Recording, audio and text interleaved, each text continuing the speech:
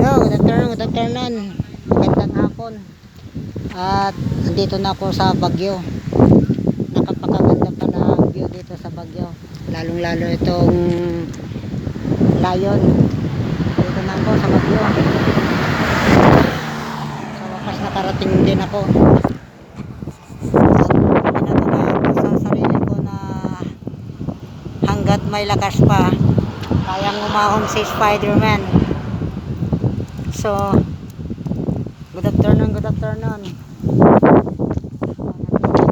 Napatunayan ni Spider-Man ang kanyang lakas na talagang ipapakita niya na walang halong biro itong mga ginagawa ni Spider-Man. So, thank you po sa lahat ng nanonood sa aking mga vlog.